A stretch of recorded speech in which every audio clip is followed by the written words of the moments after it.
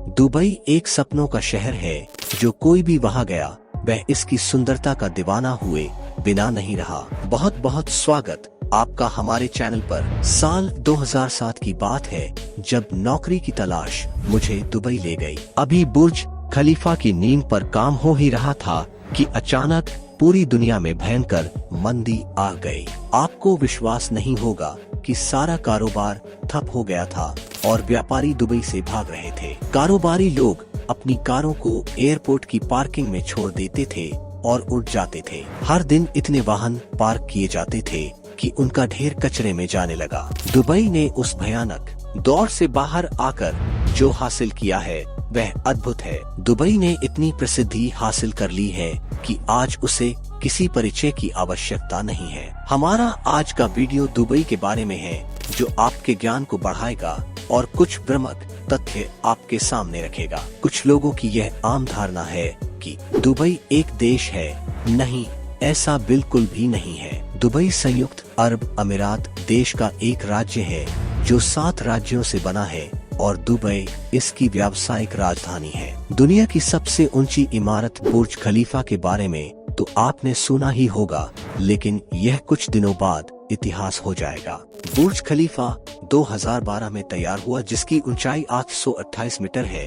वहीं दुबई क्रिक harbour tower की ऊंचाई 1000 मीटर से 1345 मीटर के बीच रहने की उम्मीद।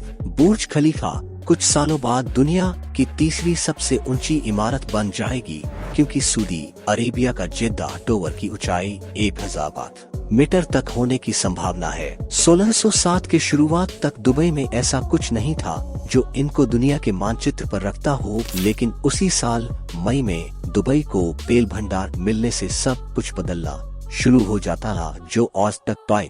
पिछले 5 दशक में दुबई ने इतनी तेजी से तरक्की की कि दुनिया के सबसे शानदार देश सिंगापुर को टक्कर देने लगा। अगर हम यह तुलना आपने देश करें तो हमको आजाद हुए 75 साल हो गए, वहीं संयुक्त अरब अमीरात को आजाद हुए 46 साल हुए, लेकिन हम उनसे हर मामले में पीछे हैं। चाहे वो तकनीक बात हो या फिर बेहतरीन इंफ्रास्ट्रक्चर की। जहां दुबई में 1990 में केवल एक गगनचुंबी इमारत थी जिसका नाम वर्ल्ड ट्रेड सेंटर है, जो आज भी मौजूद है, सुरक्षा की दृष्टि से अच्छी हालत में नहीं है, लेकिन दुबई प्लानिंग कमीशन ने इसको पहली निशानी के तौर पर रखा है और नई तकनीक के माध्यम से इसकी मरम्मत पर विचार कर रहा है। फिलहाल आंकड़ों के अनुसार दुबई में 176 से अधिक गगनचुंबी इमारतें हैं और कुल 1000 से अधिक कंप्लीट ऊंची इमारतें हैं। यह माना जाता है दुबई हर दूसरे साल में एक नई सिटी को बनाकर बसा देता है। कुछ तो मेरे सामने ही 2 साल में तैयार हो गई,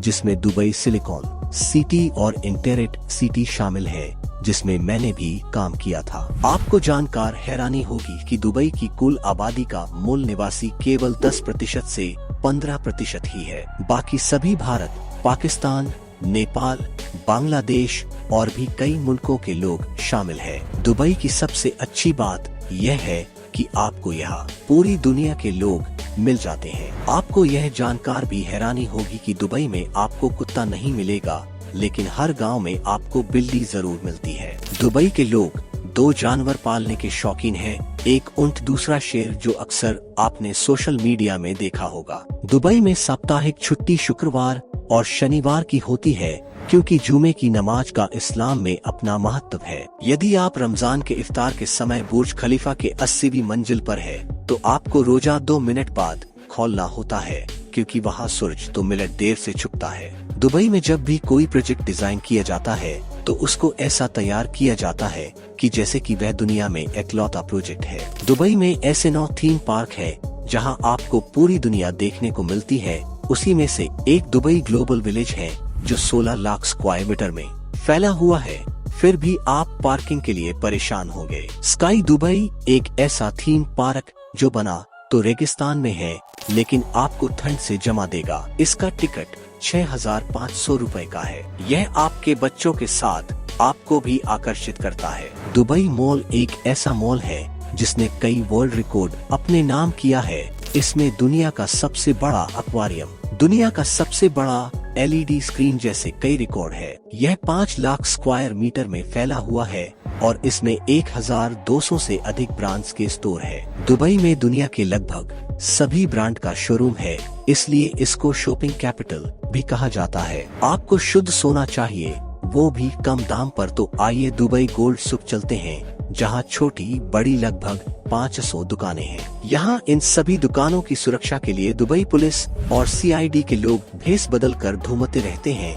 वो कोई भी हो सकते हैं, इंडियन, पाकिस्तानी, बंगाली या कोई दूसरे मुल्क का इंसान। दुबई गोल्ड सुक में हमेशा 10 टन सोना तक रहता ही है। एक रिपोर्ट के मुताबिक साल 2013 में करीब 2000 टन सोने का कारोबार हुआ था। है ना हिला देने वाली न्यूज। संयुक्त अरब अमीरात में सबसे अधिक काम दुबई में होता है और कंपनियों के कुछ बड़े ओहदे वाले लोग दुबई में रहना पसंद नहीं करते हैं, क्योंकि दुबई एक महंगी सिटी है। इसलिए लोग शारजाह और अजमान में रहना पसंद करते हैं। सुबह ड्यूटी जाते समय 7 से 10 के बीच और छुट्टी के समय 5 से 10 के बीच इस रूट पर लंबा जाम लगा रहता है। आमतौर पर दुबई से शारजाह का सफर केवल 15 मिनट है, लेकिन पीक टाइम पर 5 घंटे तक हो जाता है। नेशनल हाईवे पर गाड़ी के स्पीड 100 से 140 होनी चाहिए, वरना आपका चालान होना तय है। दुबई में सबसे अधिक